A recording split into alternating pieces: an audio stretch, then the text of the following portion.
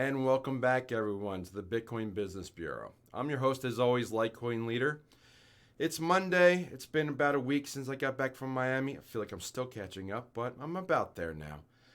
But it's been a slow news cycle, really, for the last week or so. Maybe it's because, it's a holiday weekend.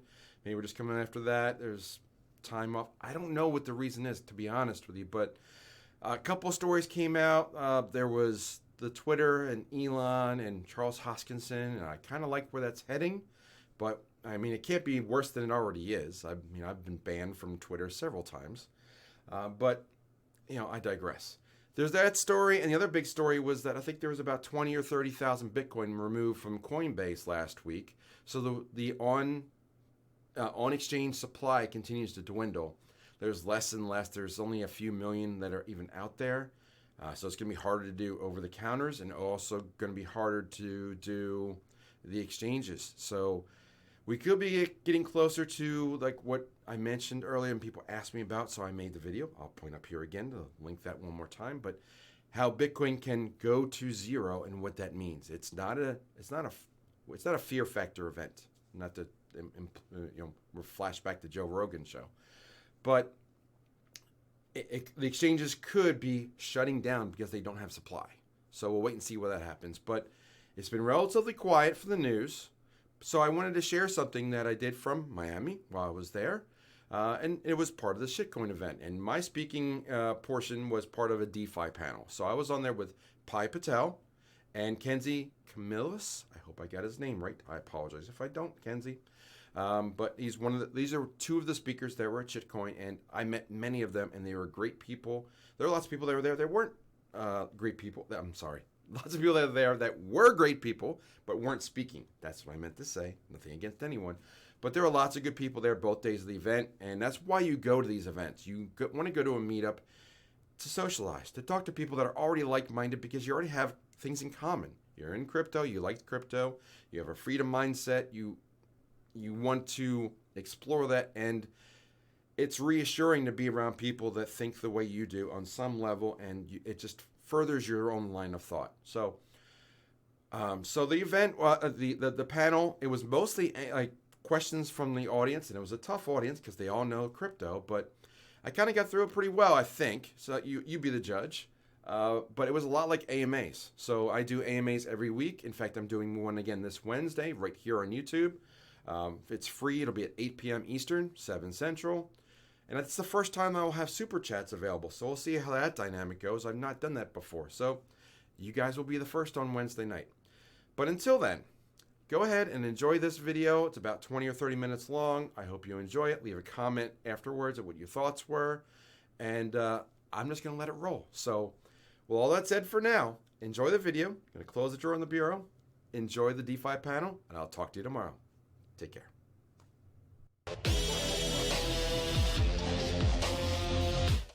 All right, guys, we have a fantastic DeFi panel coming up next with your Bitcoin baby daddy, Crypto Kenzie. We got LitecoinLeader in the room, and we got one of our wonderful hosts, Pi from, what is it, The Pie Show? Is that it? The Piece of the Pie. One pie, two pies, all the pies. Come on, guys, meet me on stage. It's your crypto cousin, Bitcoin baby daddy. Let's go. Oh man. All right, guys. So there's gonna be an open conversation. You tell me all the truths, the myths, the lies, the DeFi. I've been DeFi, I've been liquidity providing recently. So I want to hear all the juice, all the juice. Well, I guess we can all just introduce ourselves. So my name is Kenzie, Crypto Kenzie. I'm on the Bitcoin baby daddy. It's a persona that I gave myself back when I got into crypto in 2017. So my story is that I bought the top. I've been dollar cost averaging ever since, and I've just been enamored with the space and just learning about technology and money for the first time. So hi, how you guys doing? I hope you guys are doing well. And So my name is Patel, and I host a show on on YouTube at Piece of the Pie. You can find me on most all social media sites at Piece of the Pie. I've also been in the space since 2017, but luckily I did not buy the top, so that just happened to be. I've also been dollar cost averaging. I am a trader as well. I'm an NFT collector. But my recent love, probably, I started last year, is DeFi. I really like the passive income aspect of it. A lot of it is just, for me, a store of value where I'm able to leave my money instead of the bank. Because, I mean, let's face it, bank sucks. They give you nothing for your money to be in there. And so I'd rather have it in a project that I trust and believe in. And crypto is a revolution that we're all here for, and DeFi really makes that possible, in my opinion, to really short the banks and, you know, long Bitcoin and DeFi. That's the long of it. I'll pass it off. All right, I am Jeff Pinnacle, otherwise known as LitecoinLeader. That was the first coin I bought back in 2016. I've been doing YouTube for about a year, almost a little over a year now. I have my own channel, LitecoinLeader, and my own website, and we also have a community now because everything's so fractured with CryptoConfidential. Also on a Very DAO channel, all within a year, so now I have 2 YouTube channels.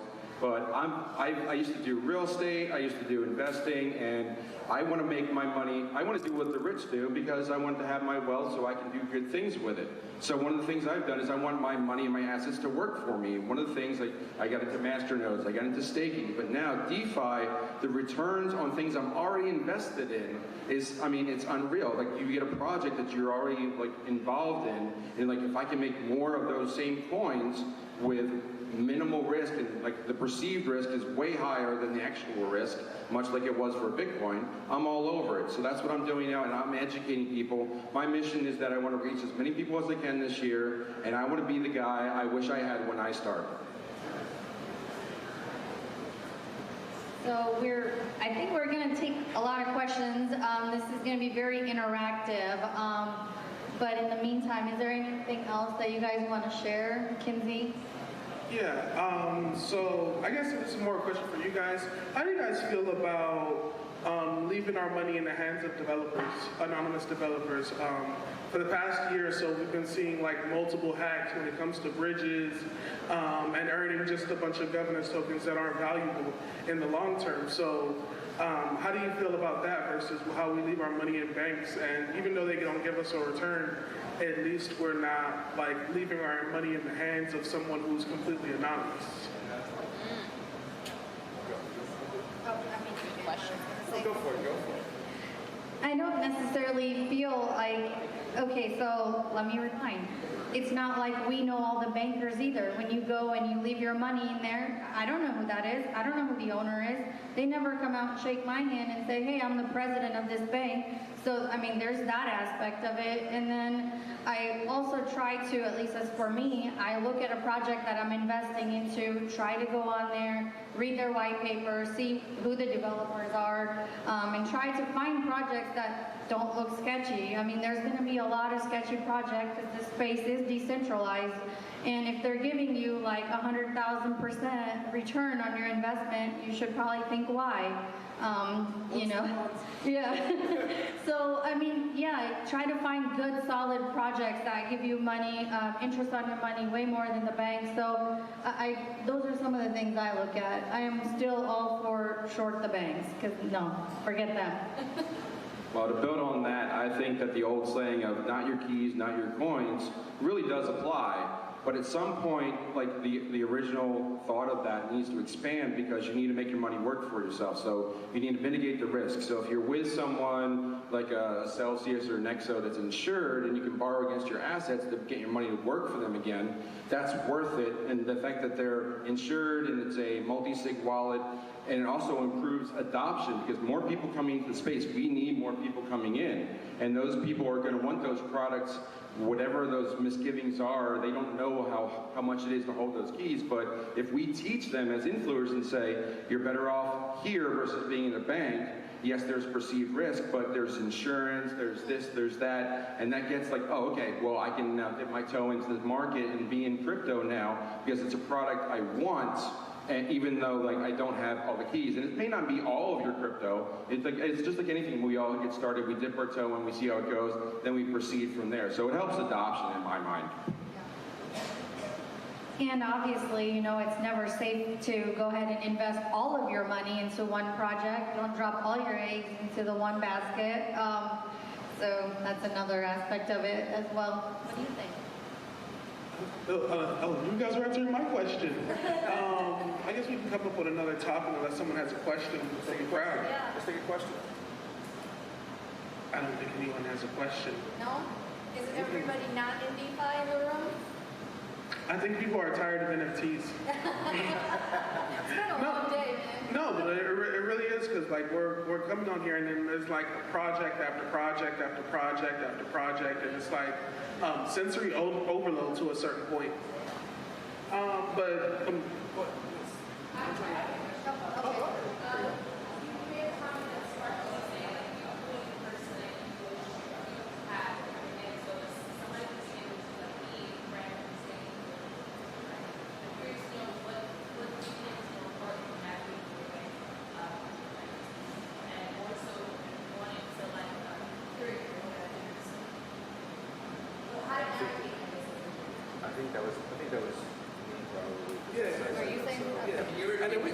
I think that was directed to me because I said that I wanted to be the guy I wish I had when I started. So I tell people when they first get started, even though I'm a big altcoin guy, new projects, if I could go back in time and tell my original self 5-6 years ago when I'm starting, like whatever you think you're going to invest, divide it into like 4, 5, 6 lots and dollar cost average into Bitcoin, because that's the most proven be-all, end-all, Kleenex, Xerox of the industry. Now you're in the space. Take that time and educate yourself about other projects in the space. And by that time, not only will you be more educated to make a better decision of what other projects get involved in, but you'll be so anxious to do so because you're watching your Bitcoin grow, because the deal you made to yourself 4, 5, 6 months ago in the past, that's the way to get in. Just take your time. You're still ahead of 90% of the world because most of the world is not in crypto yet. So don't try and catch people that you're seeing on YouTube. I see a lot of people that are like, oh, man, all these people have all their Bitcoin and Ethereum. I'm never going to catch up with them. You're not competing with them. You're competing with the rest of the world, and you're trying to get those 21 million Bitcoin or those 84 million Litecoin or those other projects before other people do, because they don't see that the value of those coins that you see is not priced into that project yet. That's what I would tell a person to getting started. And just to get like a little bit more specific when it comes to your NFT question, like, what do you actually want to do with an NFT? Like, everyone like tells you like how you can make money with NFTs, you can do this, you can do that, but has anyone actually showed you how to do anything? Pretty much doing your own research, because that's what everyone tells you, to do your own research, because they don't want to be responsible for your decisions. And so when it comes to the NFT, it's just like, are you trying to support the artist? Are you trying to make a quick buck? Are you trying to understand what the technology is supposed to do? That's where you have to decide like what NFT project you want to associate yourself with, because a lot of NFT project is just really like club hype, just to get someone in right now and then on to the next thing, because it's a group of developers that people don't know that just go on from the next project to the next project to the next project. So you have to be able to understand like why are you getting into the NFT space, and what's the difference between an NFT and OpenSea. What's the difference between like who makes the contract, who actually has the ownership of like the NFT if the developer still has the keys to the contract, you know, things like that. Yeah. Oh, we got a question. Take a question. What's your opinion on the Anchor protocol? Which one? Anchor protocol. Anchor? From who? On Terra. Oh, so Anchor protocol. So it's on the Terra blockchain, right? I feel like we need to give it time. Like everything needs just some time to cook, and because there's always a new hype. Like everyone was on Avalanche a couple of months ago, now everyone's on Terra, and then in a couple of months everyone's going to be on something else. ZK Snarks, whatever it is, that and the other thing. I don't know much about the protocol because, you know, the sensory overload, there are thousands and thousands of tokens, as you know. But I I would say just give it time, because if it's actually worth something, everyone's going to come to it eventually anyways. Go ahead. To build on what he said, though, I think that there's so many different projects, but the one thing that's the big differentiator for Terra and Luna right now is the fact that they're the first stablecoin that's backing it with Bitcoin. So that is a major breakthrough, and that's changing the finance. As soon as people realize that, that's just another push for adoption in this space. So you really got to understand the fundamentals of what a project is doing, and because it takes a lot of mental capacity to pick out all these different projects. And that's one of the things that we do at CryptoConfidential. We boil it down 10,000 coins to 10. And not only do we tell you what we like, but why. We tell you, don't give you the fish, but we teach you how to fish too. So you have to understand the nature. That's what I said, take 3 to 6 months to learn, because then you're going to be much more in a better space. And you also learn what are good sources that you trust. We all learn probably from YouTube, watching people like Omar Bam, who's out here today, like one of the original OGs that not many people probably even recognized him. But I mean, we're self-taught in this space. So you have to learn and educate. You're going to learn from other people in this space, and the videos you watch, people you trust their opinion. And that's going to lead you like, well, Jeff really likes that project, but Mackenzie likes this project, and Pi likes this project, and they all like the same project, and I like all their opinions, so maybe I should look at that one harder. That's very true. Yeah, like one was more in the sense that Terra Luna and the Apple protocol are the DeFi platform paying the highest interests at the moment. And if you read the white papers, the tokenomics are stronger than most of the tokenomics that you will see in any other project. So if you guys are in DeFi, I thought it was it was interesting to hear what you have to say about that. What happens when they're not the ones giving the highest yield anymore? Exactly. That will happen. That will, and one thing I know is every stable coin gets tested. It's at some point every stable coin gets tested. I want to see the strength test of Terra, because even Terra understood one thing: they need to keep themselves connected to Bitcoin. A lot of projects still don't realize that. Even they'll take your money and buy more Bitcoin, and it's just funny to me. But I do understand why we need a decentralized stable coin, and I do like some of the projects where they're able to bridge from atomic swaps from Bitcoin to Ethereum and things like that without a debt, without a centralized exchange. So I do like some of the stuff they are doing. So I'll say that. Do we have anyone else with any other questions?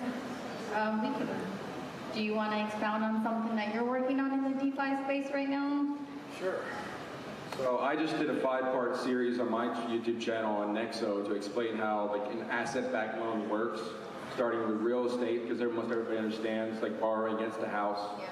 So they made the analogy of instead of having 2 houses and borrowing against one, I said just rename the house Bitcoin 1 and Bitcoin 2, and then go from there. So the more you can apply different things, you have to teach people in different ways. I used to be a teacher, used to be a coach. I know some people learn visually, some people learn through repetition, some people learn from hearing things over and over again. So you have to mix it up and that's what you really have to connect with your audience, and then you have to listen to your audience and see what they want to know and what they learn from. So some of the best content I've ever made has come from questions from the audience. So I think the more you can teach people, and not to dumb it down really, but to make the right analogies to explain things, really adds power to the message. They just think, oh, the light bulb goes off and they get it. Very true. Would you like to add? Sometimes I question if true decentralization is going to be pushed into the darknet in the future, to where they're point like some of the stuff, KYC, all that kind of thing, and we want to freely move money. But in the future, we already understand how governments work. That free flowing of money isn't something they want to allow. So it's funny to me that I think real DeFi and real cross-chain, all that, is going to become darknet and something not to be spoken of. How do you guys feel about that? That's a deep one. That's a deep one. No, thanks, Kenzie. That's just pass that one along. Okay. All right. Well. I mean, you could make an argument that most of cryptocurrency is darknet already, considering the regular financial world. So you can make that argument already. So it's not mainstream. People don't know about it because they don't want you to know about it. And that's no, we're not mainstream. We're not mainstream. I know we are, but how many people are really involved in crypto at this point? So we're less than 10%. So we haven't got that 15 to 20% tipping point yet. We're getting closer. But to your point, I think that the darknet and decentralization, I mean, you can make an argument of what true decentralization is, but we have the more and more we get to decentralized, that's where DAOs are getting involved. And as far as governments, we have to understand why governments exist and what their function is, and that could be replaced with a DAO or another entity too. So it's really just, there's lots of different solutions to it. I mean, DeFi didn't exist 2 years ago, so who knows how this all evolved. So It did, it just nobody cared. well, Reggie Milton made it in 2014, but then we're still building from there. This wasn't named DeFi back then. Good job. I like that plug. Pressing, what's one project that you guys have worked with or have invested money into that you made a good amount of money in DeFi and it's still making you money? I would say nothing. No, but honestly, these tokens last about like 3-6 months before the next hype wave comes by and then takes over. So it's almost like you have to be a trader when it comes to altcoins. Because I've seen people, I literally had a guy, and everyone has the story where, oh, they bought Shiba Inu at this price and saw it turn into some ridiculous number and didn't sell it and didn't let it go. You know what I'm saying? So it's almost telling that you have to let these things go at a certain time and move on to the next thing because that's what the whales are doing. But I would say one project that I'm involved in right now is Pocket Network. So it's just like decentralized RPCs. I believe a couple of, hey, thank you. There we go. Yeah, I'm in the Thunderhead school. But no, it's a project where because a lot of people don't understand all this Web3 that we do have, it's a lot centralized than we think. And we need to be able to connect to decentralized apps with a decentralized project. That's it. Well, my answer is a little different because what I look to do is I look to find projects I'm already interested in and then see if they have DeFi applications. So one that I like is the Cosmos platform, the Atom platform, because I like Atom, I like persistence, and if I can find pairs that I like that have two projects that I already want to be invested in, and I can make 50 to 75% in that liquidity pool, I don't think that liquidity pool is going to go away because I just watch the TVL keep going up. And that's the metric I'm always looking at. It's more and more people getting more involved. If I'm making 30, 50, 60% on 2 coins I already want to be invested in anyway, I don't think that's going to disappear. And that's I'm making more than if I was staking it. So that's how I apply. I don't go for like the crazy coins that are getting 10,000% and just trail off quickly. I look for the lower, maybe high double digits, but ones that are going to be around 6 months to a year from now. Both really good strategies. I personally like to do a little of all. So I have a little bit of investment portfolios that have spread out, and I have a small percentage where I take very high risk, and I don't mind getting the 100,000% return, but I don't stay in those coins for very long. So, I mean, I'm not really sure what brings you guys all here. Is it to try to get into the best project in the DeFi, or are you wanting to make, quick money with a project that we're invested into? But I like to spread it out. So I do a little bit of what Jeff said, what Mackenzie, I haven't even heard of that project, so that I'll have to check it out. I'm into Charge, I'm into Binance Chain. It's very simple for new people that are coming on, and the fees are, nominal. And again, I mean, we're not going to go into whether that's true decentralized or not, Binance Chain, but Avalanche is also a really good one. A lot of people have been switching over to that too. So I think if you're just getting started in the DeFi, I think it's really good to do what Jeff was just saying. If you already have some coins, invest those and look into options where you can put those into the liquidity pool. And then If you want to take some risk, have a small percentage, like 5%, 10%, whatever you're willing to lose, because it does happen. I mean, I lost a lot of money in DeFi last year. I'm not ashamed to admit it, but I've learned from it, and I'm sure we all have, sitting up here on this panel, like, lost money in DeFi. It's not all about just making money. You do lose it, some of these projects, so you gotta be leery. You gotta watch out. So I actually have a question for the audience. So how many people in here have been in crypto for more than a year? For more than 2 years? For more than 3 years? For more than 4 years? For more than 5 years? Oh my goodness, we have For more than 6 years? I can tell a lot of people in here are very educated already. No, we're just talking. No, but I just wanted to make sure I test the experience because, because it's like you can see the perception of like people already understand. Like I'm just looking by the room. I'm like, well, everybody already understands what's going on. Everyone's just like going on with the vibe and just relaxing. But no, I do mess with it. I really do like it because when you notice that you're in a room with people who like get it already, it's almost like you want to have a different conversation. Yeah. It's almost like you want to get a little bit deeper. But don't mind me, I'm still a little bit high. We should have started with that question. I'm telling you, you can see it. Well, I mean, what does the audience have any other questions? I mean, oh, there's one. Yes, you mentioned a couple L1s, Cosmos, ESC. And I was just curious, you mentioned panel, any opinions, criticisms of, comments of Phantom as an L1? So I like Phantom as an L1. I remember the project before Andre got involved with it. I just think that the Andre situation needs to pass, but I think they're a solid L1. My thing is, with all these other L1s, if ETH2 is supposed to solve all these problems, well, what's the point of all these L1s? Like, and the thing is, like, it won't. So E2 is not going to solve that. it's not going to solve anything. At least that's what I think. So if that's the case, then if you really believe in a truly like chain to chain, people are going to hop from chain to chain to like do the things that they want to do. Then Phantom's a solid project. It's been around for a while, so I believe that it's going to be around for a little bit longer because it's been through a bear market. So if it's been through a bear market, I believe in it. I would say that like after Andre doing the project, like I thought the price action was pretty bullish the way that Phantom held.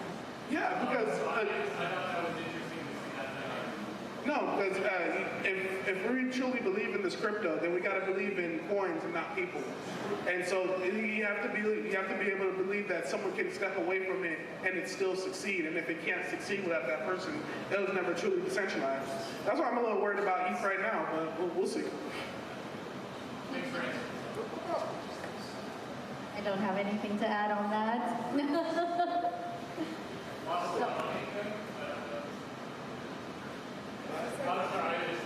No. I'm like, I didn't hear it. I didn't hear either.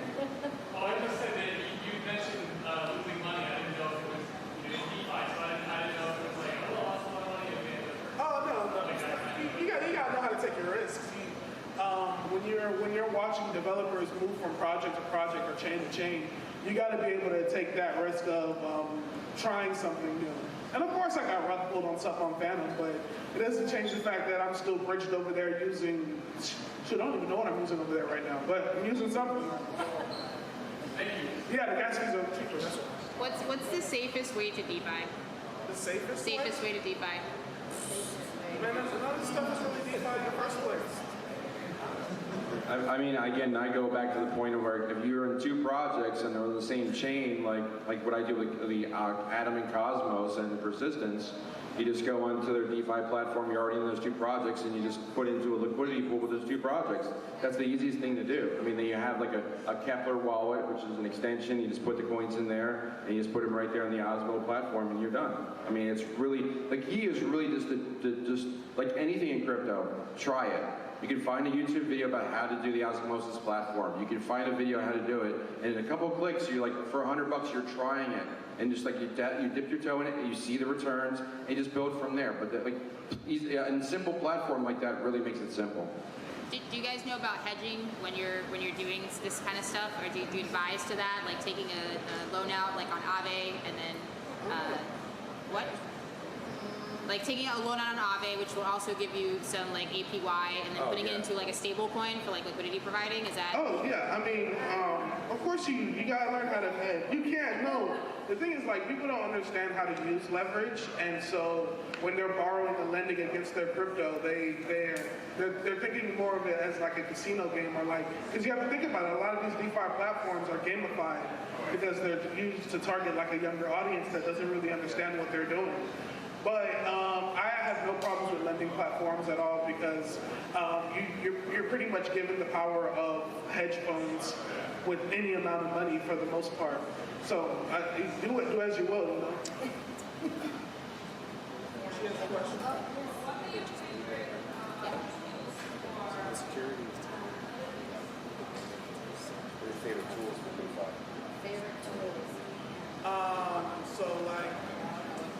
So like I use a variety of different websites, like Dex tools. That's something that you can easily find.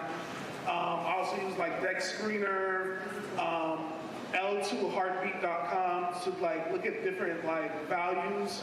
So you can look at different values on different chains to understand like what's activities happening on different chains. But mainly what I do is like on-chain analytics to be able to like look at what's on different chains and what they're actually doing. So look up certain Nancient, I can't say their name properly. Nancient, yeah, they're like, if you can learn how to use Nancient, it's like a God-given gift. It's really, but those are the type of things that I use. So I can tell you, like, you know, just like come down and give you all the websites that I use, because it's a lot. Yeah, one site I like to use, and I'm trying to remember the round name, but it's really just seeing which ones has the highest TVL, or total value locked. So then you see who's really invested in the project, and once you get over a certain critical mass, you feel like it's going to be around for a while. So that kind of eliminates the fly-by-night 10,000% ones, and you get to the more stable, more realistic returns, and ones that are going to be like, you don't have to watch this every hour, make sure it doesn't disappear. Yeah. They both have hit. All right. Are we good? Yeah, I think we're good. Woo-hoo! Thank you so much. Think so. Did you guys give your guys' social now? Like, we're not social security numbers, of course, but yeah. At follow LitecoinLeader. Yeah. You did that. Okay. We did that. Okay. No worries.